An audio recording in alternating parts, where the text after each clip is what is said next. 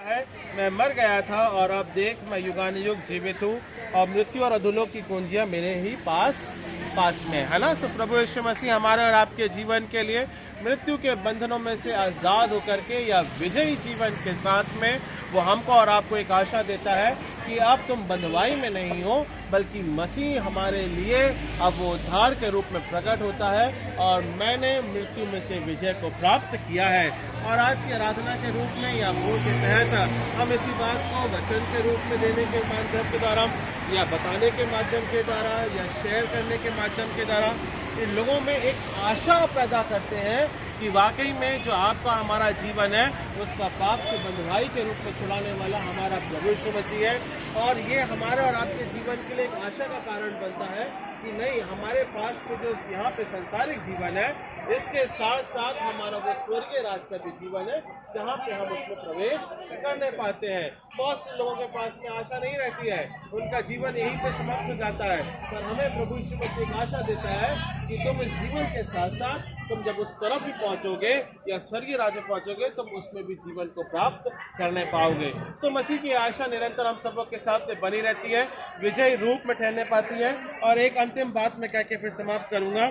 इस प्रकार लिखा है, पिता इसलिए मुझसे प्रेम रखता है कि मैं अपने प्राण देता हूँ कि फिर उसे ले लूँ। कोई उसे मुझे से छीन नहीं सकता, वरन मैं आप ही देता हूँ। मुझे उसका का अधिकार है और उसे फिर लेने का भी अधिकार है। ये आज्ञा मुझे पिता से मिलती है। सबसे बड़ी बात यहाँ पे पहला वचन क्या बोलता है? प्रेम के बारे में, है ना। परमेश्वर ने हमारे और आपके लिए या फिर उस प्रेम के तहत अपने जीवन का बलिदान दिया और बड़े अधिकार के साथ में अपने प्राणों को त्यागा भी, और वहाँ से अब वो विजयी रूप में अपने प्राणों को मांग करके परमेश्वर के दाहिने हाथ जा बैठा है। तो ये आराधना हमारे और आपके जीवन में इसी आशा को ठहराती है कि मसीह हमको और आपको एक अनुग्रह के द्वारा विजयी जीवन देता है। आइए हम प्रार्थना करेंगे और प्रभु की प्रार्थना और आशीर्वाद से जुदा होंगे और हम 3 बार नारे लगाएंगे, ठीक है।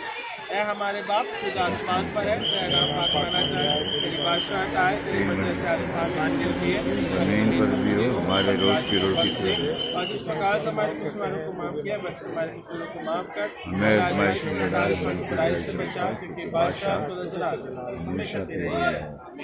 हम आशीष को ग्रहण करेंगे और हमारे परमेश्वर पिता का प्रेम, प्रभु यीशु मसीह का अनुग्रह, पवित्र आत्मा की संगत में सहभागिता अब से लेकर सबों के साथ में मसीह के रूप में पिता या आशीष युगानुयुग बने रहने पाए।